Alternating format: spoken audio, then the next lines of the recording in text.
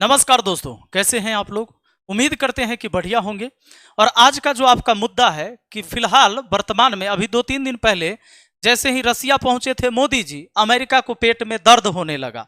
वजह क्या था, रीजन क्या था और पूरा इसका इतिहास क्या है, किन वजहों से अमेरिका और रसिया के बीच आपसी विचारधारा जो है बनता नहीं है। और अगर रसिया के तरफ मोदी जी जाते हैं तो अमेरिका को दर्द, और अमेरिका के तरफ जाएंगे तो रसिया को दर्द होने लगेगा पेट में।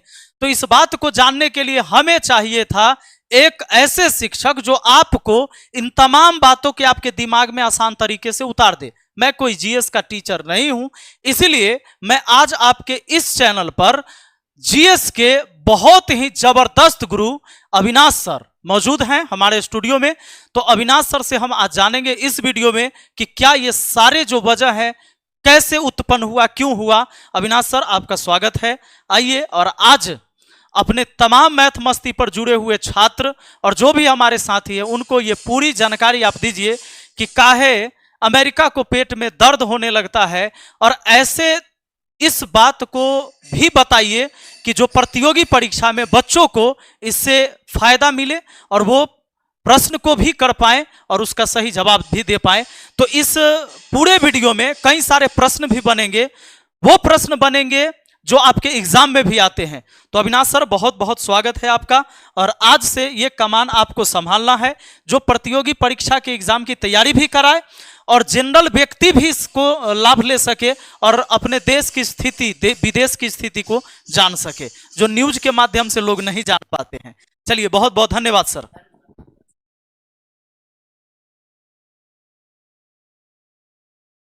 नमस्कार, जय हिंद।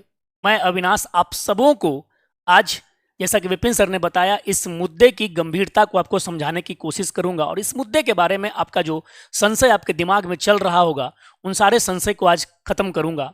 उन सारे संशय पे आज आपके उत्तर जो रहेंगे, जो भी मन में प्रश्न उठ रहे होंगे, वो सारे प्रश्न यहाँ पर समाधान के रूप में आपको मैं दे दूंगा। दोस्तों, सबसे बड़ी बात यह है कि क्यों आखिर मोदी जी के रूस जाने से अमेरिका खफा हो गया। आखिर क्यों इस तरह की स्थिति आ गई आमने सामने कि अमेरिका को लग रहा था कि मोदी जी अपना जो रूसिया का जो कार्यक्रम है, रशिया का कार्यक्रम को कैंसिल कर दें और वहां का टूर नहीं करें, खास करके इस समय। तो दोस्तों, सबसे बड़ी बात है, अमेरिका और रूस की अदावत तो काफी पुरानी है, बरसों पुरानी है। लेकिन वर्तमान समय में विवाद का मेन विषय जो है, विवाद का जो मुख्य मुद्दा है, वो मुख्य मुद्दा मोदी जी के रूस जाने की टाइमिंग को लेकर के है। जी हाँ दोस्तों, सबसे पहले तो ये जान ले कि मोदी जी आखिर रूस गए क्यों हैं। मोदी जी रूस, भारत के प्रधानमंत्री के तीसरे जो शपथ ग्रहण समारोह के बाद उन्होंने रूस की अपनी पहली आधिकारिक यात्रा की। 8 से 10 जुलाई के बीच ये यात्रा प्रस्तावित है और जब वो यात्रा उन्होंने की तो ये बेसिकली यात्रा दोनों देशों के बीच द्विपक्षीय संबंधों की 22वीं, ध्यान रखिएगा, 22वीं वार्षिक बैठक के लिए की गई।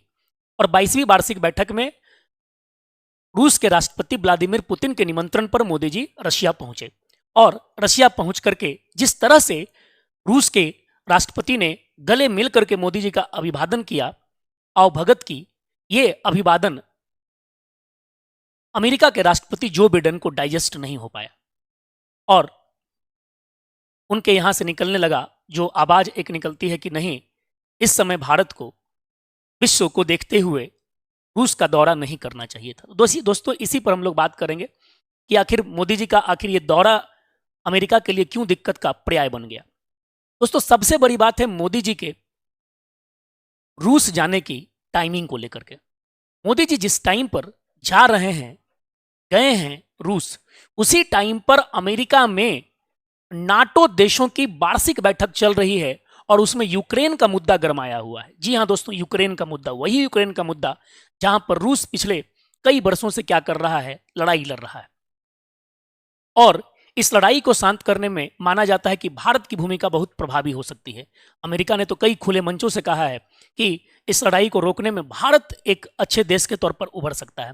तो बेसिक हमारा जो बात रहेगा वो बात यहीं पर केंद्रित रहेगा। तो टाइमिंग बस प्रॉब्लम क्रिएट की गई थी और आखिर ये सिलसिला क्यों शुरू हुआ, दोनों देशों के बीच तनाव के और मुद्दे क्या हैं, उसकी बात करते हैं। सबसे पहले आपको ध्यान में रखना है कि अमेरिका और रूस के बीच अदावत का जो सिलसिला है, वो सिलसिला साम्यवाद और पूंजीवाद की लड़ाई है। जी हाँ दोस्तों, साम्यवाद और पूंजीवाद की लड़ाई। पूंजीवाद अर्थव्यवस्था का वो रूप है या आर्थिक व्यवस्था का वो संरचना है जिसमें उत्पादन के साधनों पर निजी व्यक्तियों का संकेंद्रण होता है, उनका स्वामित्व होता है। जबकि अगर हम बात करें साम्यवाद की, तो साम्यवाद में जो होता है सामूहिक स्वामित्व की बात की जाती है, राज्य के स्वामित्व की बात की जाती है। पूंजीवाद जहां लाभ पर केंद्रित होता है, साम्यवाद वहीं पर जो होता है लोगों के कल्याण पर केंद्रित होता है। और इसी पूंजीवाद को की आलोचना करते करते साम्यवादी विचारधारा सामने आई।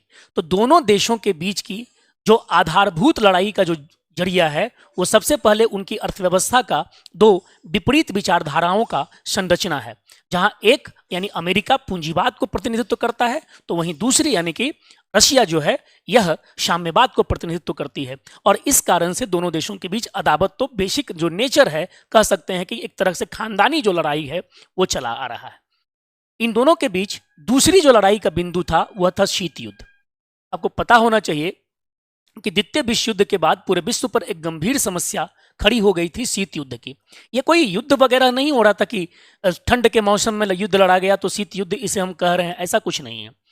ये बेसिकली वह स्थिति है, पंडित जवाहरलाल नेहरू के शब्दों में, कि मानसिक एक तनाव है। क्या है? एक मानसिक तनाव है, एक मानसिक प्रेशर है, जिसमें आपको ही पता नहीं रहता है कि कब कहां से कोई अटैक हो जाए। कोई युद्ध नहीं हो रहा है, सामने से कोई लड़ाई झगड़ा नहीं हो रहा है, यानी रूस और अमेरिका एक मंच पर बैठे हुए हैं, उनको सब आपस में बातचीत कर रहे हैं, लेकिन अगर ये भी किसी को नहीं क्लियर कहां से कोई मिसाइल आकर के गिर जाए। शीत युद्ध उस मानसिक स्थिति की पहचान है कि कब लड़ाई शुरू हो जाएगा इसका कोई अता पता नहीं है, कभी भी लड़ाई शुरू हो सकती है। यह शीत युद्ध 1945 से 1991 के बीच चला, जिसमें अमेरिका ने अपने नेतृत्व में कई सारे संगठनों को खड़ा किया, खास करके नाटो नामक संगठन को जो आज तक मौजूद है। दूसरा, रूस ने शिएटो सेंटो कई सारे ऑर्गेनाइजेशन को खड़ा किया। वार्सा पैक्ट जैसे ऑर्गेनाइजेशन इस बीच में आ गए, और इसके बीच में जो लड़ाई चल रही थी, इस लड़ाई का आखिरी पटाक्षेप जब 1991 में रूस का जब पतन हो सकता है, यानी कि कह सकते हैं कि जब सोवियत संघ का विघटन हो गया, तब माना जाता है कि शीत युद्ध का डाउनफॉल हुआ। बेसिकली आपको बता दूं कि शीत युद्ध के दौर में दोनों देशों के बीच जो मेन अदावत थी, वो अदावत थी कि विश्व का मुखिया कौन बनेगा, विश्व का सर्वे सर्वा कौन होगा, वैश्विक नेता कौन बनेगा। इस विश्व की अर्थव्यवस्था हो, विश्व की व्यवस्था हो, चाहे विश्व का पावर संतुलन जो हो, शक्ति संतुलन जो हो, वो किसके माथे पर बैठेगा, कौन उसका नेता होगा, कौन किसके इशारे पर पूरी दुनिया नाचेगी। अमेरिका का कहना था कि वह पूरे विश्व का मुखिया है, रूस का कहना है कि वह पूरे विश्व का मुखिया है। भारत इसके बीच में उसी समय से गुटनिरपेक्ष आंदोलन, यानी कि बीच में मध्यस्थ के तौर पर चलने की कोशिश अपनी भारत ने शुरू की कि हम ना तो अमेरिका के गुट में हैं, ना तो रशिया के गुट में है। हालांकि भारत हमेशा जो है, हम लोग शुरुआत से कहते आए हैं कि रूस हमारा सदाबहार दोस्त है, एवरग्रीन फ्रेंड है। रशिया को हम इतना तरजीह जरूर देते हैं। तो इसके बावजूद जब शीत युद्ध खत्म हो गया तो माना गया कि अब पूरा विश्व जो है वो यूनिपोलर बन गया, यानी एक ध्रुवीय बन गया, एक ध्रुवीय विश्व बन गया। इसका साफ मतलब था कि अमेरिका अब इस विश्व को लीड करेगा। लेकिन रूस ने धीरे धीरे अपने आप को सस्टेन करते हुए फाइनली 2010-11 के बाद से जो गति पकड़ी, खास करके विस्तारवाद नीति, चाहे वो क्रीमिया पर कंट्रोल करना रहे, काला सागर के जो तट है उस पर नियंत्रण करना रहे, चाहे अब यूक्रेन पर रसिया का अटैक, इन दोनों चीजों को लेकर के यहां से पूरी की पूरी स्थिति बिगड़नी शुरू हुई। आपको बता दूं कि जब रूस ये स्थिति को आगे बढ़ा रहा था, तो इसी बीच में नाटो जो देश हैं, नाटो का मतलब हो गया नॉर्थ अटलांटिक ट्रीटी ऑर्गेनाइजेशन, यानी उत्तरी अटलांटिक संधि संगठन, इसमें कई सारे देश आए। खास करके आप कह सकते हैं कि नॉर्थ अमेरिका के कुछ कंट्री अमेरिका के लीडरशिप में आ गए, और खास करके जो वेस्टर्न यूरोप हैं, जैसे चाहे ब्रिटेन ले लें, फ्रांस ले लें, ये सब देश जो हैं इसका सदस्य बने। और ये सब देश इसका सदस्य बनते हुए अपने आप को सिक्योर करने के लिए, सिक्योर किससे? क्योंकि ये सारे देश पूंजीवाद हैं, जो नाटो में शामिल होने वाले देश हैं वो क्या है? पूंजीवादी देश हैं। ये अपने आप को सिक्योर किससे करने चाह रहे थे? साम्यवाद से। और इसके लिए इन्होंने एक बेसिक ऑर्गेनाइजेशन बनाया, नाटो। तो इसी नाटो की मीटिंग अमेरिका में जुलाई 2024 में ही हो रही है, और इसी कारण से कहा जा रहा था भारत पर कि भाई इस समय जब हम लोग यूक्रेन के लिए नाटो देश आपस में बातचीत कर रहे हैं और अगर अमेरिका में बैठ करके और इसी समय पर अगर मोदी जी रूस की यात्रा करते हैं तो रूस का मन जो होगा बढ़ जाएगा, वो मनबर टाइप काम करने लगेगा। और खास करके इसी कारण से अमेरिका जो था वो नाराज स्थिति में पहुंच गया था और अमेरिका का कहना था कि भारत को ऐसा नहीं करना चाहिए, भारत को अपना ये जो दौरा है इस दौरे को टाल देना चाहिए। हालांकि हमारे पास इस समय का जो निमंत्रण था 22वीं द्विपक्षीय बैठक की, इस द्विपक्षीय बैठक को हमने सस्टेन किया, अच्छा से उसे हमने निर्वाह किया और भारत और रूस एक मजबूत साझेदार बनकर के उभरे जब रूस के साथ भारत ने 6 परमाणु रिएक्टर से संबंधित समझौता किया।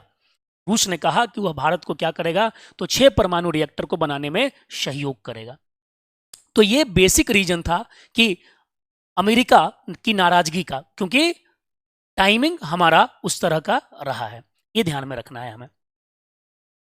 अब आपको मैं थोड़ा सा इसी से संदर्भित एक प्रश्न आप लोग जरूर कमेंट में करिएगा। 2 प्रश्न मैंने आज लिखा है, एक नाटो की स्थापना कब हुई, एक प्रश्न मैंने लिख दिया कि नाटो की स्थापना कब हुई, ऑप्शन भी दे दिया है 1946, 47, 48, 49। कमेंट बॉक्स में जरूर कमेंट करें इसका सही उत्तर। दूसरा है कि निम्नलिखित में से कौन सा देश नाटो सदस्य नहीं है, ये ध्यान रखिएगा, कौन सा देश जो है नाटो सदस्य नहीं है, America, Britain, France, Ukraine. Comment box में अगर आप पूरे वीडियो को अच्छे से सुने होंगे तो शायद दोनों ही प्रश्नों के आपको उत्तर मौजूद होंगे, तो वीडियो को अच्छे से देखते हुए दोनों प्रश्न के आप उत्तर जरूर दें। इसके बाद फिर हम लोग नेक्स्ट वीडियो के साथ इसी तरह की किसी महत्वपूर्ण जो मुद्दे रहेंगे उस लेक्चर के साथ मिलेंगे। जय हिंद, जय भारत।